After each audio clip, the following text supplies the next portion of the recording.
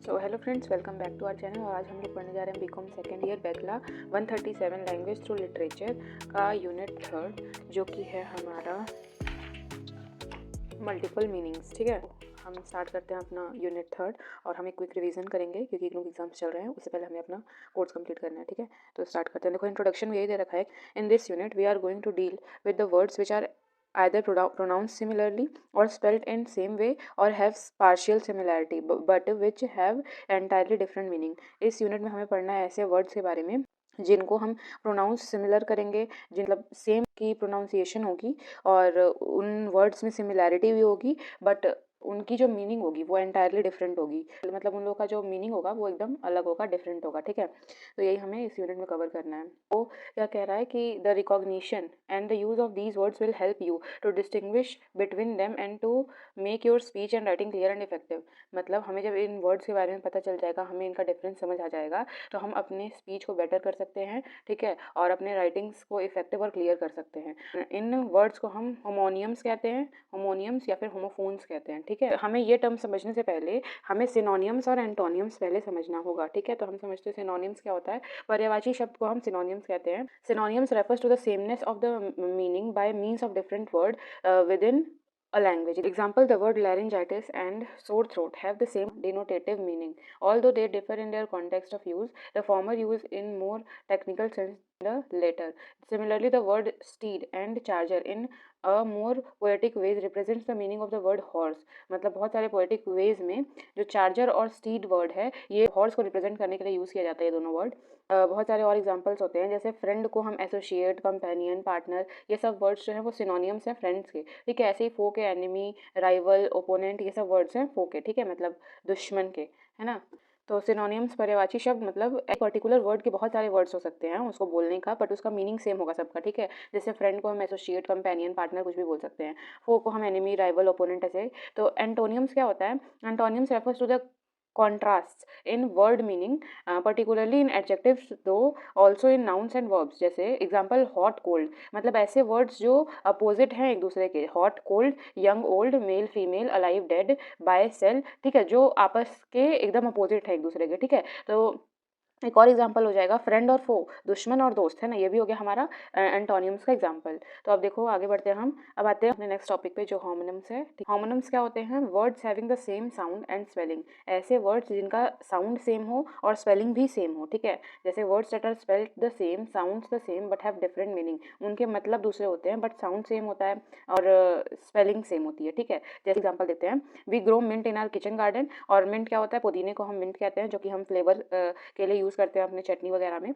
तो मिंट, है ना, we grow mint in our kitchen garden. अब वही मिंट को एक और तरीके से यूज़ किया गया यहाँ पे, these coins have just come from the mint. अब यहाँ जो मिंट है वो एक प्लेस है जहाँ पे कोइंस बनाए जाते हैं। तो ये मिंट एक प्लेस की बात की जा रही है और ऊपर वाले एग्जाम्पल में मिंट एक प्लांट की बात की जा रही है। ठीक है, तो ये दोनों की स्पेलिंग सेम थी, प्रोनाउंसिएशन सेम थी, बट दोनों की मीनिंग अलग अलग थी। ठीक है, एक मिंट प्लांट है, दूसरा मिंट हमारा एक प्लेस है जहाँ पे कोइंस बनाए जाते हैं। ठीक है, और ऐसे ही मैच एग्जाम्पल है, जैसे मैच एक हो गया हमारा गेम वाला मैच, है ना। और एक जब दो सिमिलर चीज़ें मैच करती हैं आपस में, एकदम सेम टू सेम कॉपी होती है एक दूसरे की, तो हम उसे मैच कहते हैं। ठीक है, अब जैसे if you suspect a gas leak do not stick a match. और हाँ देखो, अगर हमें गैस लीक का थोड़ा भी भनक लगा कि हाँ गैस लीक हो रहा है, तो हमें मैच को स्ट्राइक नहीं करना चाहिए, मतलब मैच बॉक्स में से तीली, माचिस की तीली को निकाल के जलाना नहीं चाहिए। ठीक है, अब देखो फिर क्या है, his finger prints matches those found at the crime scene. अब क्या कह रहा है यहाँ? मैच मतलब सिमिलैरिटी वाला है कि जो उसके फिंगरप्रिंट्स थे वो एकदम मैच कर रहे हैं उस फिंगरप्रिंट से जो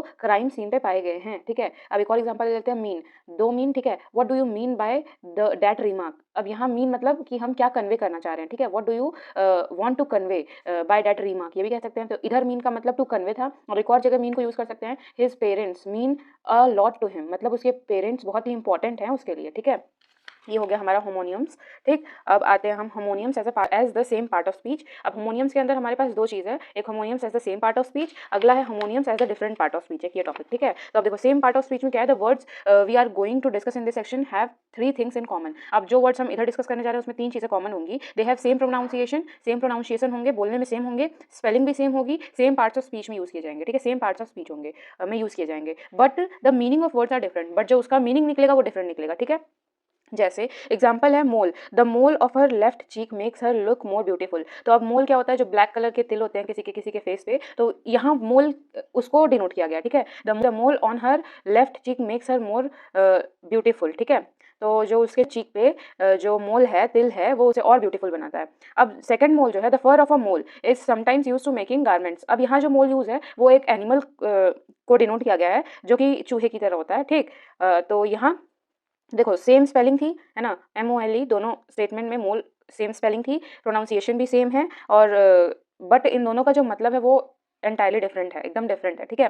और एग्जांपल ले सकते हैं हम, जैसे बार्क, ठीक है। अब देखो हम बार्क को यूज करेंगे as a noun and a verb, ठीक, and also as a verb. तो देखो नाउन की तरह अगर हम बार्क को यूज करें, the protective outer covering of a tree, तो हम उसे क्या कहते हैं, बार्क कहते हैं, ठीक है। और वर्ब के तरह यूज करें तो होता है the sound a dog makes, मतलब वो साउंड जो एक कुत्ता बोलता है, या जो कुत्ते की जो आवाज होती है, तो कुत्ता जो बोलता है उसे हम बार्क कहते हैं, कुत्ता बार्क करता है ना। तो अब यही है, तो दोनों में देखो क्या है, एक है the protective outer covering of a tree and the sounds a dogs make, ठीक है। तो बार्क को हमने एज अ नाउन यूज किया और एज अ वर्ब भी यूज किया। अब बैट दूसरा एग्जाम्पल है हमारा, बैट को भी हम एज अ नाउन और एज अ वर्ब यूज करेंगे। नाउन की तरह यूज करें तो जो बैट होता है हमारा वो फ्लाइंग मैमल होता है, ठीक है। और जो हमारा अगर हम वर्ब की तरह यूज करें उसे, तो बैट मतलब वही कि जो हम लोग क्रिकेट में देखते हैं कि किसी चीज को स्ट्राइक करना बैट से, और होता है बैट। हाँ, तो हम आगे बढ़ते हैं, अपना चेक योर प्रोग्रेस 1 देखते हैं।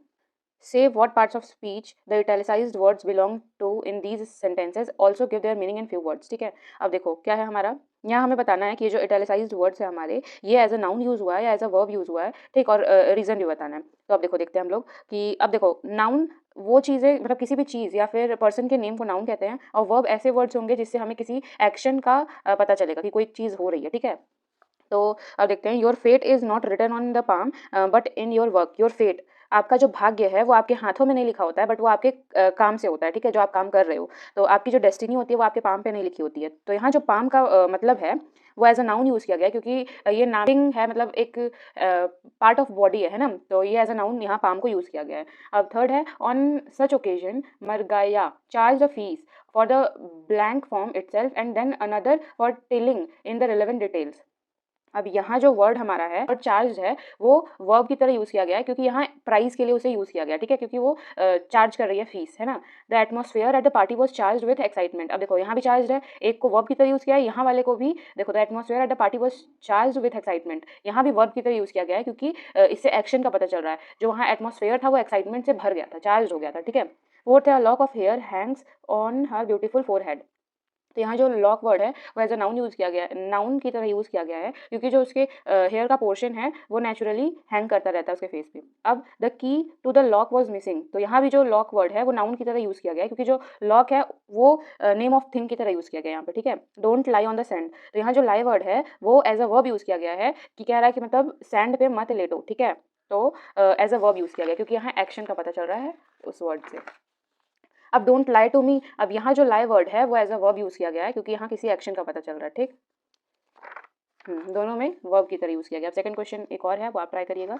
हम आगे बढ़ते हैं अगले टॉपिक पे, homonyms as different part of speech, ठीक है। इसमें क्या है, in this section we shall deal with homonyms which belongs to different part of speech. For example, the two words in the following pair are pronounced and spelled alike but have different meaning, ठीक है, and are used as different part of speech. Example, loaf. Some young people prefer a loaf about rather than work hard for examination, ठीक। यहाँ loaf word जो है वो verb की तरह use किया गया है, कि मतलब लोग ऐसे ही टाइम को फ्रीली स्पेंड करना चाहते हैं, मतलब बिना कुछ काम किए, है ना, ऐसे स्पेंड करना चाहते हैं फालतू का। और please give me a loaf of bread, यहाँ नाउन की तरह यूज़ किया गया है, क्योंकि यहाँ लोफ ऑफ ब्रेड मतलब किसी चीज़ के नाम की बात की जा रही है, ठीक है। अब कुछ और एग्जांपल्स हम लेते हैं, जैसे टीयर वर्ड है, टीयर को अब हम एज अ नाउन और वर्ब यूज़ करके देखेंगे। तो एज अ नाउन यूज़ करेंगे तो जो टीयर का मतलब होता है, आंसू को टीयर कहते हैं ना, तो वो a drop of saline fluid from the eye, तो ये हो गया हमारा एज अ नाउन। और इसी टीयर को एज अ वर्ब अगर यूज़ करेंगे तो टू रिप और डैमेज समथिंग, को किसी चीज़ को फाड़ना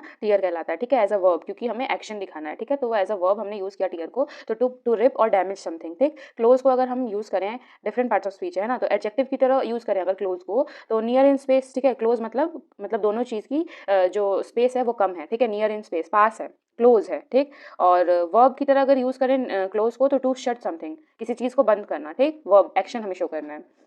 अब ऐसे ही हमारे पास चेक योर प्रोग्रेस 2 है, इसे देखते हैं। Say which parts of speech the italicised words in each pair of sentences belongs to, give the meaning in few words. He put the money away in safe, he put the money away in safe, ठीक है, मतलब उसने money को दूर safe जगह पर रख दिया, ठीक है, तो यहाँ नाउन की तरह सेफ वर्ड को यूज़ किया गया है।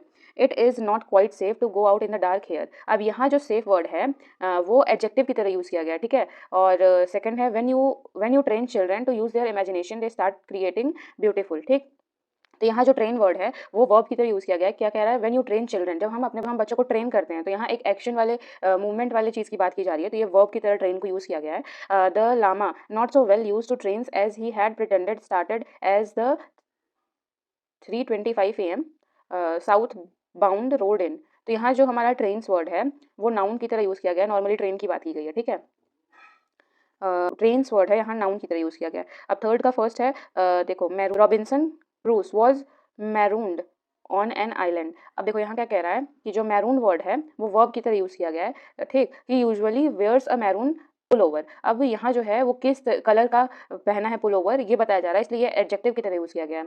अब the poor women sat on a straw mat, straw mat, अब ये मैट है, ठीक है, मैट हाईलाइटेड इटैलिसाइज्ड वर्ड है यहाँ पे, तो जो मैट है वो किसी थिंग का नाम है, तो वो एज अ नाउन यूज़ किया गया है। The book had a mat, the book had a cover with a mat finish, तो यहाँ जो मैट वर्ड है वो एडजेक्टिव की तरह यूज़ किया गया है। He covered himself with a quilt padded with down, यहाँ नाउन की तरह यूज़ किया गया है डाउन को। I am going down to get some wood, तो ये एडवर्ब की तरह यूज़ किया गया है, ठीक। दैट बुक इज़ माइन, तो यहाँ जो हमारा माइन वर्ड है वो एज अ प्रोनाउन यूज़ किया गया है, क्यों, क्योंकि यहाँ पोजेशन दिखा रहा है कि ये बुक मेरी है, ठीक है, तो यहाँ प्रोनाउन की तरह माइन को यूज़ किया गया है। There is a gold mine at Kolar, तो यहाँ जो माइन है वो किसी चीज़ का नाम है, इसलिए इसे एज अ नाउन यूज़ किया गया है। अब सेकंड क्वेश्चन है, इसमें हमें कुछ वर्ड्स दिए गए हैं जैसे ball, custom, last, seal, start, state, ठीक है, और यहाँ कुछ सेंटेंसेज हैं जिसके बेसिस पे हमें इन बॉक्सेस को फिल करना है, ठीक है। फर्स्ट है when you enter a country you have to pass through dash and get your belongings checked, ठीक है, तो यहाँ होगा हमारा कस्टम, तो हम यहाँ कस्टम फिल कर लेंगे।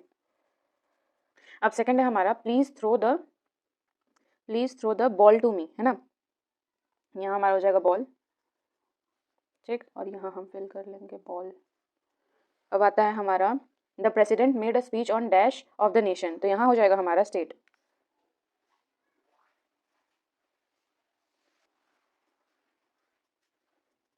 ठीक, अब हम शुरू करते हैं। हाँ, अब जो हमारा क्लूज डाउन वाला है उसका जो फर्स्ट है, a large fish dash eating animal, तो यहाँ हो जाएगा हमारा सील, है ना, a large fish seal eating animal, EAL, ठीक। अब आते हैं we have to dash early to get there on time, we have to start होगा यहाँ, we have to start, START, we have to start early to get there on time, and last one हमारा होगा last, ठीक है। ये हो गया हमारा ये क्वेश्चन। अब यूज़ करते हैं हम होमोनियम्स यूज फॉर पन। अब देखो पन क्या होता है, ये एक ऐसा फिगर ऑफ स्पीच होता है that plays with the words to have multiple meaning, ठीक है, और the writer uses words with 2 और more meanings to say witty things which are clever and amusing. अब देखो एग्जाम्पल दे रखा है, किसी ने क्वेश्चन पूछा हाउ इज़ योर लाइफ, ठीक है, तो सामने वाले ने आंसर किया डिपेंड्स ऑन द लिवर। अब देखो यहाँ जो वर्ड लिवर है उसका 2 मीनिंग है, एक तो जो हमारा बॉडी का ऑर्गन होता है कि हमारे लिवर पे डिपेंड करता है, वो जितना हेल्दी हुआ हम उतना जिएंगे, है ना, और दूसरा लिवर है कि जो पर्सन उस लाइफ को जी रहा है उसे हम लिवर कहते हैं। तो यहाँ जो वर्ड लिवर है उसके 2 सेंस थे, ठीक है, एक बॉडी पार्ट लिवर की तरह लिया गया है और दूसरा जो पर्सन उस लाइफ को जी रहा है उसे हम लिवर कहते हैं, ठीक है। तो ऐसे ही हम फॉर एग्जाम्पल हम लेते हैं, जैसे एक स्टेटमेंट है I used to be a baker because I needed dough. अब यहाँ जो वर्ड नीडेड है उसका दो सेंस है, एक नीडिंग डो, किसी भी डो को नीड करना है ना, गूंथने को हम नीडिंग कहते हैं, दूसरा नीडेड मतलब नीड है, उसे जॉब की नीड है ना, तो यहाँ जो वर्ड नीडेड है उसके भी 2 सेंस है, एक नीडिंग डो, दूसरा नीड फॉर अ जॉब, ठीक। तो ऐसे ही यहाँ हमें चेक योर प्रोग्रेस 3 दिया हुआ है, देखो जिसमें हमें explain the punch in the following puzzles, use your dictionary if necessary, you can't, why can't your nose be 12 inches long because then it would be a foot. अब देखो यहाँ जो फूट वर्ड है वो 12 इंचेस की हो, ठीक, और मतलब फूट जो है वो तुम्हारी 12 इंचेस की हो सकती है और लोअर एंड होती है हमारे लेग की, तो यहाँ फूट 2 चीज़ को डिनोट किया जा रहा है, ठीक। Why did not the skeleton crosses the road, it did not have the guts. अब यहाँ जो गट्स है वो भी 2 चीज़ को रेफर कर रहा है, पहला एक इंटेस्टाइन को, दूसरा करेज, ठीक है। थर्ड क्वेश्चन है what did the traffic light says to the car, do not look now I am changing. अब देखो अब यहाँ क्या है, चेंजिंग वर्ड जो है वो दो चीज़ को रेफर कर रहा है, एक चेंजिंग कलर्स, एक दूसरा चेंजिंग क्लोथ्स, ठीक। अब देखो होमोफोन्स, होमोफोन्स नया टॉपिक है हमारा, words having the same sound but different spelling, ऐसे वर्ड्स जिनके सेम साउंड होते हैं बट स्पेलिंग दूसरे होते हैं, ठीक है। हाँ, जैसे देखो एग्जांपल देखो, डो और दूसरा भी है डो बट स्पेलिंग दूसरी है इसकी, एक है DOE, दूसरा है DOUGH, ठीक है। अब जो DOE है वो हम फीमेल डियर को कहते हैं डो, ठीक है। अब इसका वो एग्जांपल हमारा हो जाएगा, a doe played about on the grass, मतलब जो एक फीमेल डियर है वो ग्रास पे खेल रही है। दूसरा डो है जो हम डो बनाते हैं, आटे को गूंथ के जो डो बनाते हैं वो, the women made dough for the bread. अब क्या कह रहा है, the sound of the two words above are same, they are both noun but they are spelled differently and their meaning and are entirely different too, ठीक है। We must avoid mixing up such words in our writing, तो हमें ऐसे words को mix नहीं करना चाहिए अपने राइटिंग में और या फिर डेली लाइफ में, ठीक है। उसके डिफरेंस को समझा करो। जैसे और एग्जांपल हम ले सकते हैं, सेल और दूसरा भी सेल, प्रोनाउंस सेम हो रहा है बट दोनों के स्पेलिंग डिफरेंट है। एक सेल हो गया CELL, दूसरा SELL, ठीक है। तो देखो, if you sell drugs you will get arrested end up in the prison cell. अब देखो यहाँ एक है कि अगर तुम ड्रग्स सेल करोगे तो तुम्हें अरेस्ट करके प्रिजन सेल में जो लॉकअप होता है उसमें डाल दिया जाएगा। दूसरा एग्जांपल हम ले सकते हैं राइट का, दो तरीके के राइट हैं स्पेलिंग में, एक RIGHT, दूसरा WRITE, ठीक है। तो देखो, there is no right way to write a great novel, ठीक है। अब यहाँ मतलब कोई भी सही तरीका नहीं है कि जो हम मतलब कोई सही नॉवेल, ग्रेट नॉवेल लिख ले, ठीक। Please right your name on the right side of the paper. अब ये भी एक इसका एग्जांपल हो सकता है कि मतलब अपने अपने नाम पेपर के राइट साइड पर लिखो। तो यहाँ जो राइट वर्ड है उसके दो मीनिंग है, एक हो गया हमारा जो राइट लिखने वाला राइट होता है WRITE, दूसरा राइट हमारा पेपर का जो लेफ्ट और राइट साइड होता है वो वाला राइट हो गया, ठीक। तो ये हो गया हमारा होमोफोन्स। अब इस पे कुछ क्वेश्चन दिए गए हैं, यार ट्राई करिएगा। हम चलते हैं नेक्स्ट टॉपिक पे जो है हमारा homophones as different part of speech, ठीक है। अब देखो, the pairs of words used above belong to the same part of speech, but there are pair of words pronounced alike but spelled differently and used different part of speech. They have different meaning too. अब जैसे example लेते हैं बो का, ठीक। अब बो को हमें नाउन सेंस में भी यूज करना है और एज अ वर्ब भी यूज करना है, ठीक। अब देखो बो क्या होता है, या तो हम कर्व्ड वेपन्स को बो कहते हैं, दूसरा या तो जो वो टाई पे बो यूज करते हैं लोग उसे भी बो कहते हैं, ठीक। और एज अगर हम वर्ब यूज करें बो वर्ड को, तो हमें एक्शन दिखाना है, तो जो लोग बो नहीं करते हैं, फ्रंट साइड में बेंट होते हैं, ठीक है, हाँ, झुकने को भी बो कहते हैं। तो देखो क्या कह रहा है, अब उसका स्टेटमेंट अगर हम फॉर्म करें तो जो the archer use to bow to shoot arrows she asked him to bow before the king. अब देखो यहाँ दोनों बो का यूज किया गया, ठीक है। एक है कि the archer use to bow to shoot arrows, ठीक। यूज अ बो मतलब वो जो तीर से वो लोग शूट करते हैं एरोज, उसे भी बो कहते हैं। और she asked him to bow before the king मतलब उसने कहा कि किंग के सामने झुकने को कहा, ठीक है उसको, तो ये भी बो होता है एक। अब आते हैं चेक योर प्रोग्रेस 5 पे, match the words in column A and B having the same sound. अब यहाँ दोनों कॉलम्स में हमें कुछ वर्ड्स दिए गए हैं जिसके साउंड सेम होंगे, सिमिलर होंगे, हमें उसे मैच करना है, ठीक है। जैसे आप देख सकते हो सीलिंग एक यहाँ पे है CEILING और एक यहाँ सीलिंग है कॉलम B में SEALING, ठीक है। तो इन दोनों का साउंड सेम है तो इसे मैच करेंगे। तो ऐसे ही आपको बाकी चीज़ें देखनी है, सब जिसके जिसके साउंड सेम होंगे उन्हें आपको मैच करना है, ठीक। तो अब चलते हैं नेक्स्ट टॉपिक पे जो है words having the same spelling but different sounds, ठीक है। इधर दो स्टेटमेंट्स दिए गए हैं, a row of books stood on the shelf, ठीक है, एंड सेकंड है there was a big row outside my house. अब देखो पहला वाला जो है वो एक मतलब a number of things in a line, मतलब किसी भी रो को कहा गया, जैसे स्कूल में हम लोग रो वाइज बैठते थे, ठीक है, मतलब लंबी लाइन में बैठते थे वैसे कहा गया, ठीक है। तो उसे रू बोला गया है, ऊपर वाले में जो लिखा है a row of books stood on the shelf. Second है there was a big row outside my house. अब यहाँ जो राउ है वो है डिस्टर्बेंस, नॉइज के लिए, नॉइजी डिस्टर्बेंस के लिए, ठीक है, बहुत हल्ला हो रहा है उसके घर के बाहर। तो ये था हमारा ये वाला topic, words having the same spelling but different sounds. अब आते हैं हम अपने नेक्स्ट टॉपिक पे जो है हमारा words with some similarity in sounds and spelling, ठीक है।